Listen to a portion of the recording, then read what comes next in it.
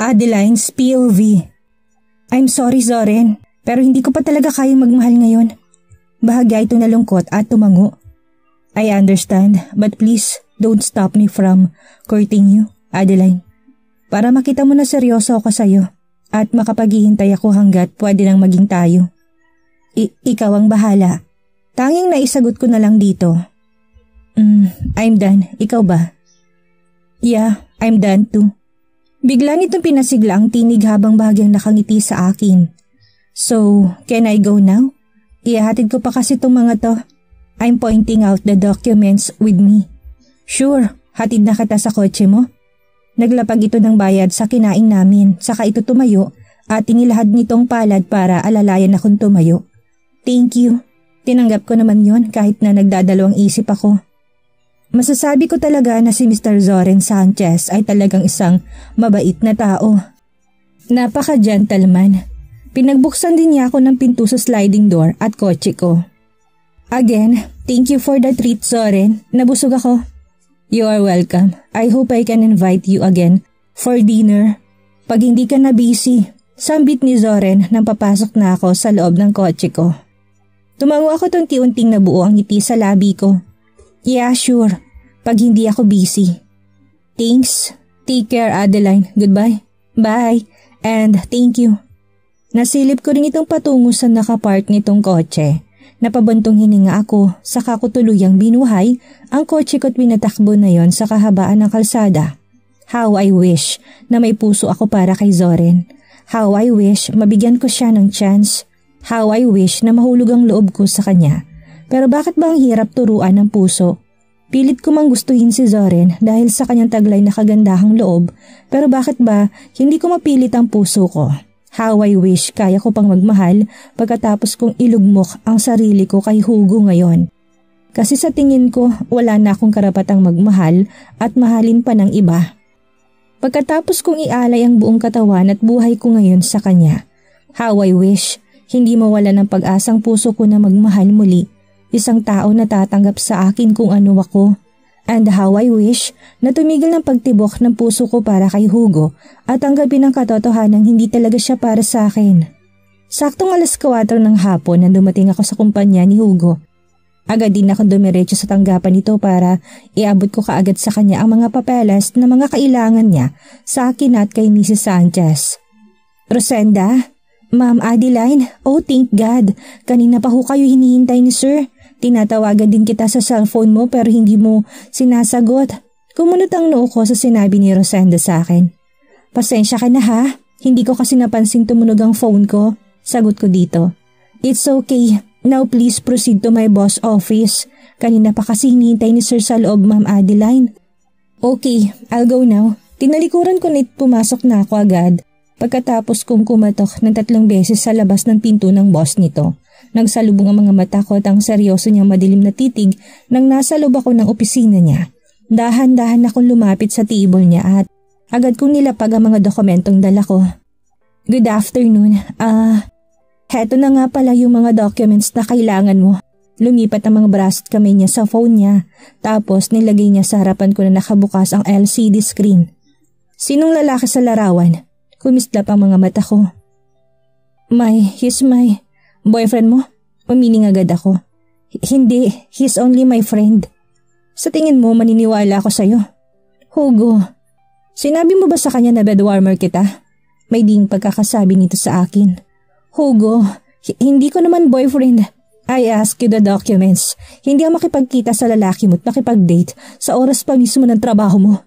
Matigas niyang sabit hinampas ang kanyang mesa. Lumunok ako ng mariin. Wari ng lambot ang buong katawan ko sa paghampas nito sa table ng malakas. Hindi ko nga lalaki yun. Nakipagtitigan din ako dito ng mariin. Then what? You're another customer? Hindi. Tumayag at tinawakan ako sa braso. Do you still remember what I told you, woman? Mabagsik niyang tanong sa akin. Did you still remember what I've told you? Diniinan nitong pagkakahawak nito sa braso ko. Hugo, ano ba? Nasasaktan ako. Bigla ako nahintakutan sa pinapakita nitong galit sa akin. Did you still remember, Adeline? Dahan-dahan akong tumango habang namumulat kinakabahan. Yes, pero mali ka naman ang inaakala mo sa akin eh. Sambit ko sa mahabang tono at habang nakayuko. Be careful with your moves, Adeline. Dahil lahat ng mga galaw mo ay may nakabantay sa'yo. Wala akong tinatagong anuman sa'yo, Hugo.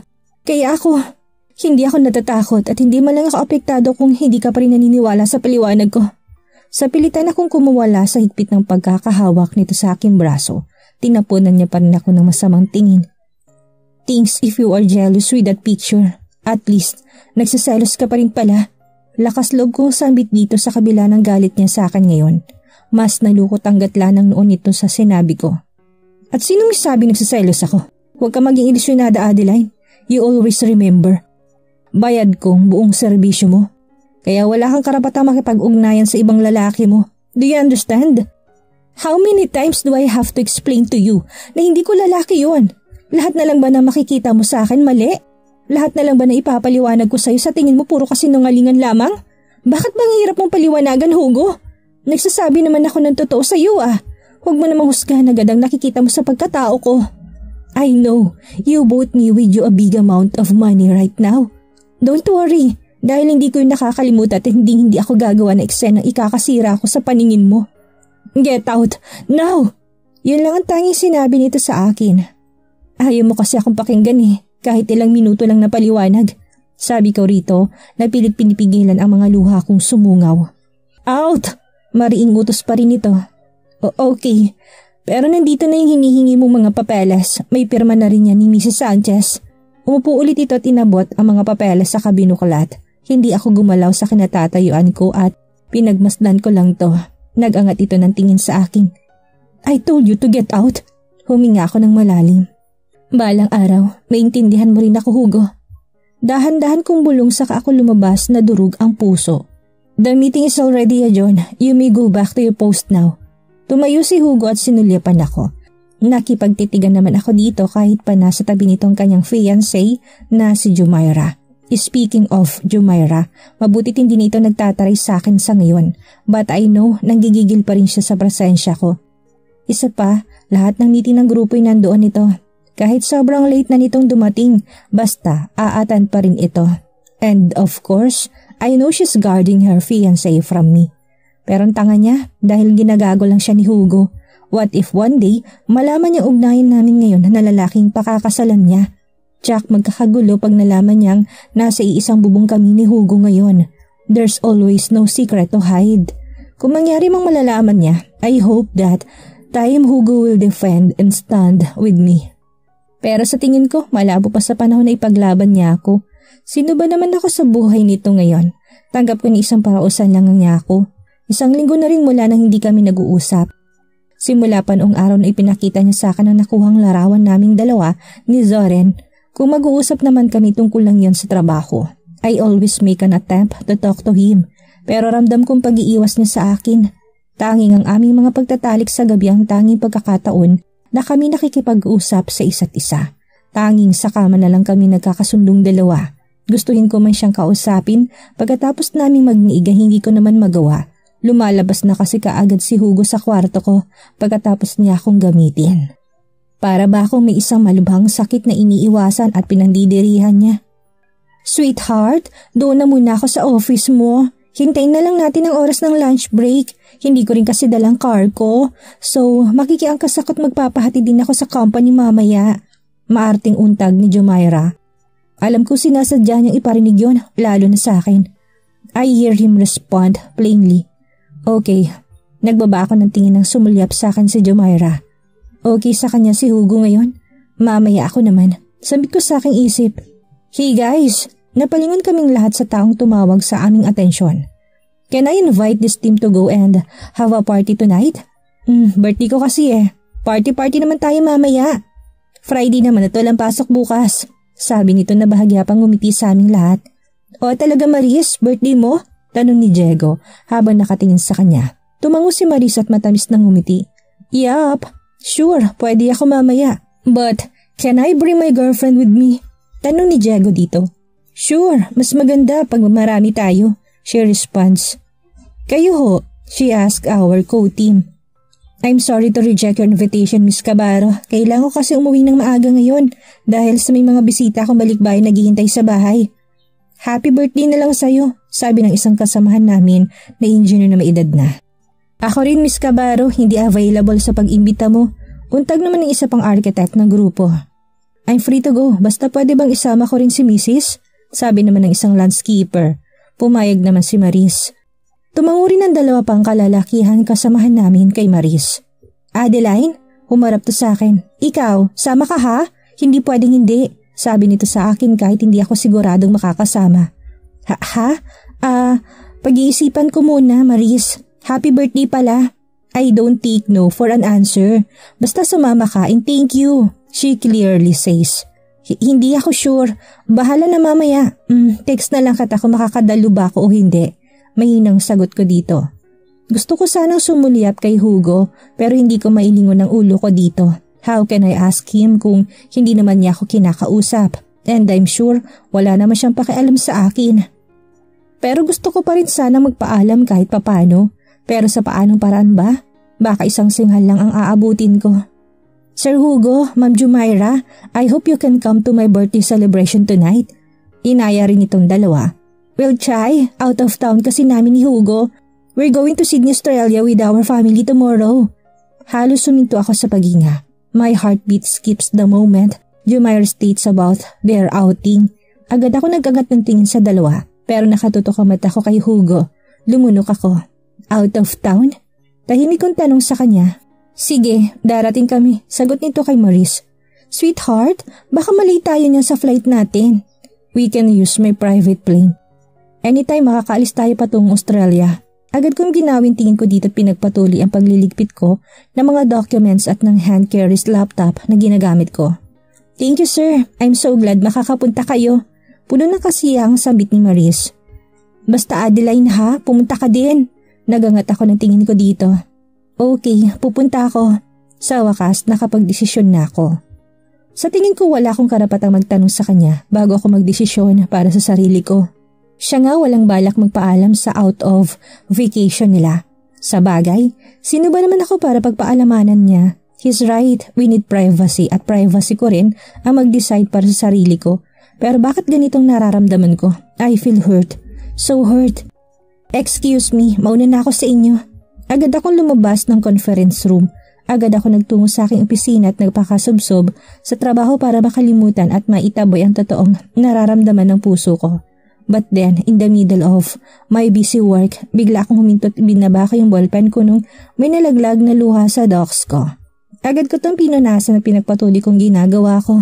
Hindi ako pektado, hindi ako nagseselos, wala akong pakialam sa buhay nila. Wala, I'm a strong woman now. I don't have to cry for it. Dahil wala na akong karapatan. Napabuntong hininga ang puso ko na makita kong nag-blink at nag-ring ang phone ko at ang pangalan nito nakarehistro doon. Pinag-isipan ko pa kung sasagutin ko to pero bandang huli sinagot ko rin naman. Hello? I hear a sigh. I'm going to Sydney tomorrow. Baka hindi na ako uwi mamaya sa bahay. I bit my lips and nod kahit hindi niya ako nakikita. Okay. Adeline. Hindi mo na kailangang ipaalam sa akin. Hindi naman ako nagtatanong. Hindi ba bawal magtanong? Pinilit kong gawing normal ang tinig ko habang nakikipag-usap dito. I just want to inform you para hindi ka magtaka o maghintay sa akin. Okay, pero okay lang din sana kung hindi mo na pinapaalam pa because I know I have no right to wait for you every day. I mean, wala naman talaga akong karapatang maghintay kung uuwian mo pa ba ako sa bahay o hindi. Because I accept the fact na may hangganan ang lahat sa atin na mawawala ka ulit sa akin. Bumuntong hininga ulit ito sa kabilang linya. Wala ka na bang sasabihin? Ibababa ko na kasi to. Busy kasi ako. Ingat ka na lang, bye. Hindi ko na hinintay ang sagot niya. Agad kong pinatay ang phone ko. Natutulala pa ako sa kabumuntong hininga ng malalim. Don't cry, Adeline. Stop it. Hindi nakakatulong ang pag-iyak mo sa sitwasyon mo ngayon. Maging isang malakas na babae at maging matapang ka para sa mas masasakit na kahinatnan na iyong makakaharap pa. Maging matapang ka tuwag sumuko. Masisinubsob kong sarili ko sa buong maghapon sa trabaho. Hindi ko alintana kung anong oras na. Lumalabas na lang ako sa opisina ko para kumain hanggang sa sumapit ang uwian. Umuwi na muna ako para makapagbihis ng damit at na makadalo sa paparty ni Marie sa isang exclusive Na video kay bar na nirentahan pa talaga nito para sa grupo lang namin mamayang 7 p.m. After I rest my body for almost 30 minutes ay gumalaw na din ako para maligo at magbihis. I simply wear my maroon simple backless dress. Medyo daring ang bestidang yon. I like the color and style. Kaya yun na lang ang naisipan kong isuot. Then I pair it with my white and sexy stiletto. Pagkatapos ko mag-makeup at ayusin ang bagsak na buhok ko, ay lumabas na din ako para tumungo na sa venue. Bakit ganyan ang suot mo? Isang tinig na kilalang kilala kong agad na bumungad sa paglabas ko ng silid ko. Kumunutang na ako at humarap sa kanya. Ha? Bakit? Okay naman ah, sabi ko habang nakasimangot at sinusuri ang sarili ko. Masyado ka naglalantad ng balat. Magpalit ka, sabi nito sa seryosong tinig at pagkilatis ng kabuuan ko. Lalo na sa naka-expose na binti tuhod ko. I shake my head. What's wrong with my dress? Sanay naman ako magsuot ng ganito sa mga parting dinadaluhan ko. Go and change your dress. Kung ayaw mo hindi ka aalis at pupunta sa party na yun. I frown. Ako pa rin ang masusunod. Hindi ba sabi mo kailangan ng privacy at wala tayong pakialamanan sa bawat isa? So why you're here and making some decisions for myself? Hindi nga rin kita tinatanong sa out of town vacation mo bukas, right? Sabi ko tapos naglakad na ako papunta sa front door. Pero bago ko buksan ng pinto, napasingap ako ng mariin na may kamay na pumigil sa braso ko. I'm about to tell it to you this afternoon. Talaga? Then okay. I sound bitter. Change your dress or else hindi ka aalis. Nagtaas ako ng kilay. Ano bang problema mo sa damit ko? Hindi naman to daring. Huwag ka nga matigas ang ulo, Adeline. Seryosong babala niya sa akin. Ngumisi ako dito. Don't worry, Hugo. Hanggang tingin lang ang iba sa katawan ko. This is still yours. Ikaw lang bukod tanging may karapatan na hawakan ako ngayon. So don't be jealous. I'm not woman. Halatang halata ka na nga. Stay. Kung pipilitin mo pa rin na suotin ang damit na yan. I cross arms and I smirk at him. Okay, fine. Ikaw ang pumili na susuotin ko. Just be sure, it's nice and it's presentable to a night out party. Sabi ko't nagmarcha ulit papasok na silid ko para wala ng problema at nang makaalis na ako. Nakaupo lang ako sa gilid ng kama ko habang siya naman ay pumunta sa cabinet ko. Pinitigan ko lang ang bawat galaw nito habang patingin-tingin ito sa mga damit na nakahanger. Here, humarap ito sa akin at pinakita ang damit na hawak ng kamay niya. Okay, lumapit ako dito at kinuha yun sa kanya. Walang pag-aalilangan agad ako naghubad sa harapan niya. Wala akong pakialam kung makita niyang buong katawan ko. At ang manipis na galo sa tiyan ko. Hindi na ako natatakot at bahala na kung makikita niya yun. What are those scars? Nagangat ako ng tingin dito. Napasingha pa ako nang lumapit ito't haplusin ng kamay niyang tiyan ko na may manipis ngunit napakaraming pilat. Hugo, magbibihis na ako. Sinubukan kong lumayo sa pagkakahawak niya pero pinigilan niyang paggalaw ng mga braso ko. Saan mo nakuha to? Kumunot ang noon niya at pinakatitigan na pa rin itong mga pilat ko sa tiyan. Where? Seryoso nitong pag-uulit, napalunok ako. Oras na ba para sa pagtatapat ko? Ngayon na ba ang tamang panahon? Nakuha ko mga peklat, 4 na taon na. Bigla akong humintot hindi natuloy nang tumunog ang kanyang telepono. Pinigilan niya ako't lumayo siya ng ilang hakbang para sagutin ang phone niya. I'm on my way, sweetheart. Okay, see you there later. So, fiancé niya yun? Bumutong hininga ako at pinagpatuloy kong ginagawa ko. Hihintayin kita sa labas. Tapusin mo na pagbibihis mo. Bahagya lang akong tumango dito. When Hugo exits my room, agad ako napaupo sa harapan ng tokador. I again retouch my light makeup. Pagkatapos ay tumayo ako para palitan ng sapatos ko na mababagay sa kulay asul na bestidang napili nito. Sayang, pagkakataon ko na sana mag-explain sa kanya. I utter alone. Nakangiti ako habang tinitignan ng sarili ko sa harap ng salamin sa dingding. May taste talaga siya pagdating sa damit ko. Maganda't bagay sa bawat kurba ng aking katawan. The dress is simple but yet classy. Yun sanang pipiliin kong isuot pero hindi akin ang damit na to at wala akong karapatang suotin. Baka kasi para kay Jumairang mga damit na nandoon. The dress is not also showing too much skin and it's above my knees. Kaya yun siguro napili niya na isuot ko. After glimpsing for the last time moment, in the mirror ay lumabas na rin ako ng silid ko. Why are you still here? Tanong ko dito nang malabasan ko to sa sala. Come on, we're late to Miss Cabarro's birthday party. Kumunutang na ako dito. I have my car. Nauna ka na lang sana. Makikisabay ako sa kotse mo. What? No, you have your car, Hugo. Yun ang sakyan mo. Sabi ko dito sa kanaunang lumabas ng bahay. Pero nakasunod ito sa akin. Kaya nang binuksan kong pinto na kotse ko ay mas nauna pa itong pumasok sa driver's seat. Saka umurong sa kabilang parteng upuan. Drive and drop me near to the bar. Sabi nito pagkaupo ko sa driver's seat. Are you insane? Sa ginagawa mo mapaghahalata tayo. I say while frowning. Get out, Hugo. Hindi hamak na mas magandang kotse mo. Kaya dun ka sumakay. Ayaw mo ba dito sa kotse mo? Ibibili kita. Sarkastikong umiling ako at ngumiti sa kanya. No thanks. Kung ang kapalit naman ay pang-iinsulto mo, sabi ko dito saka ko binuhay ang makina ng kotse ko. Hindi ako nagsasalita o nakatitig sa gilid niya habang nagmamaneho ako. Pero ramdam na ramdam ko mga titig nito sa akin ng mga sandaling yon. You're now an expert driver, ha? Basag nito sa katahimikan namin. Thank you. How did you learn? The last time I remember, hindi ka pa ganun kagaling at ang hina-hina na loob mong magmaneho nung tinuturuan kita. Napaharap ako sa kanya nang lumabas ang pulang signal. Kailangan kong matuto at tulungan ang sarili ko. Kailangan kong harapin ang takot ko. That's all. Sagot ko dito. Well, that's good. Sa bagay, madali ka namang turuan. Tumango lang ako sa kanya at hindi na ako nagsalita pa. Hanggang sa dumating kami sa pupuntahan namin. Inihinto kong kotse ko sa gilid ng kalsada. Dito ka na lang bumaba para hindi obvious na magkasama tayong dumating. Okay. Sagot nito nang humarap ako sa kanya. Then he never says thank you to me. Basta lumabas na lang itong bigla. Napabuntong hininga ako habang pinaparada kong kotse ko sa parking area sa likod. Hey guys! I'm glad you're here tonight. Please enjoy the food and drinks. Sigaw ni Maurice habang tumutugtog ang music video machine. Maurice's boyfriend owns the videoke bar.